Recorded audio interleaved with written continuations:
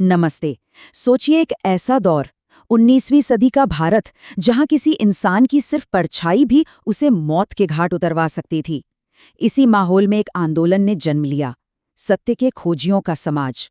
और इसने जातिगत उत्पीड़न की सदियों पुरानी मजबूत नींव को हिलाकर रख दिया। आज हम इसी सत्यशोधक समाज की कहानी को समझने की कोशिश करेंगे। चलिए उस समय की हकीकत को समझने के लिए इस एक लाइन से शुरुआत करते हैं।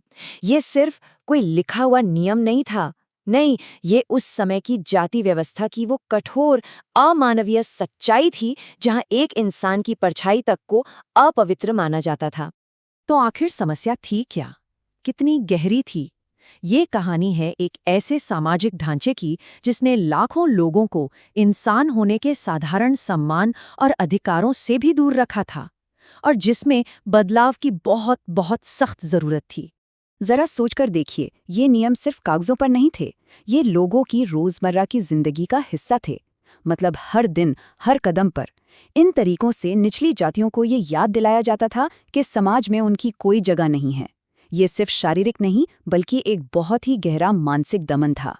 तो सवाल ये है कि ये व्यवस्था आखिर चलती कैसे थी? जैसा कि यहाँ लिखा है, ये सिर्फ सामाजिक दबाव का मामला नहीं था। इसे धार्मिक ग्रंथों और रीति रिवाजों का सहारा देकर सही ठहराया जाता था। और इसका नतीजा था मानसिक गुलामी। एक ऐसी हालत जहाँ लोगों को ये यकीन दिला दिया गया था कि उनकी ये जो दयनीय स्थिति है, यही उनकी किस्मत है। लेकिन कहते हैं ना, हर अंधेरे दौर में कोई न कोई रोशनी की किरण जरूर होती है। इस कहानी में वो रोशनी की किरण थे ज्योतिराव फूले। एक ऐसा इंसान जिसने इस बेहद मजबूत व्यवस्था को सीधी चुनौती देने का साहस किया। फूले की सबसे खास बात ये थी कि वो उसी समुदाय से आते थे जिसे वो इस गुलामी से आज़ाद कराना चाहते थे। उन्होंने उस दर्द और अपमान को खुद जिया था।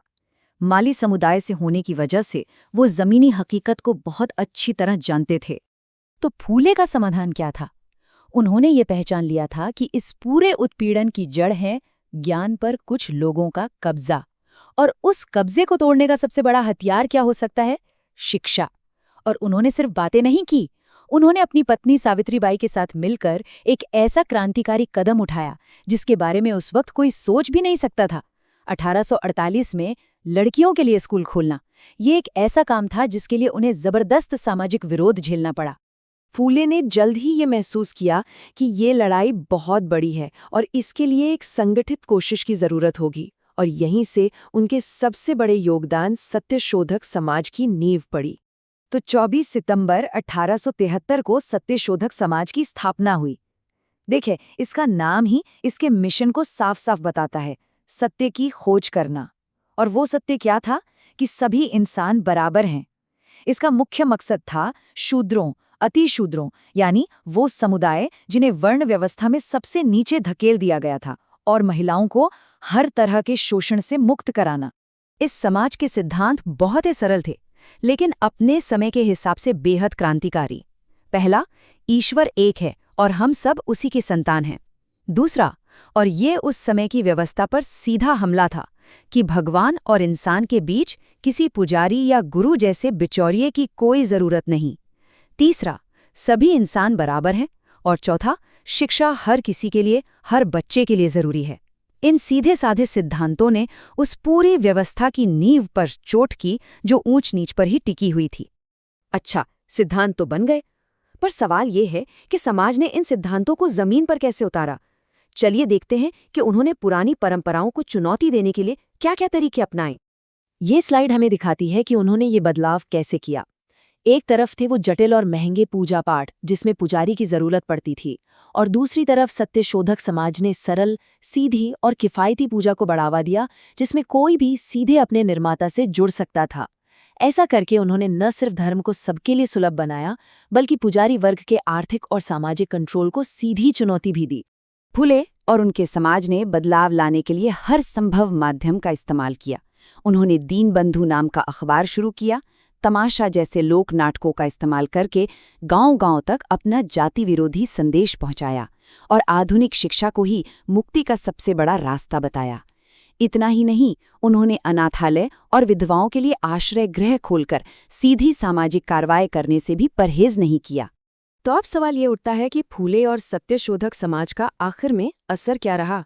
उनकी विरासत हमारे लिए आज इतनी महत्वपूर्ण क्यों है? शायद इससे ज्यादा शक्तिशाली प्रमाण और कुछ नहीं हो सकता।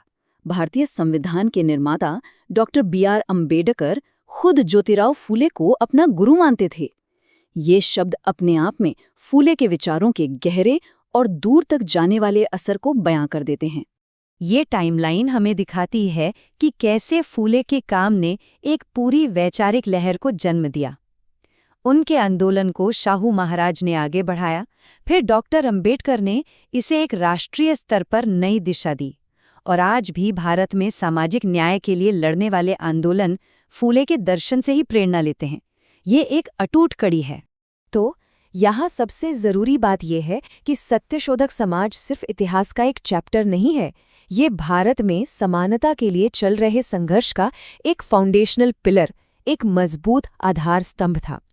उन्होंने उन विचारों की नींव रखी जिन पर आज भी सामाजिक न्याय की लड़ाई आगे बढ़ रही है।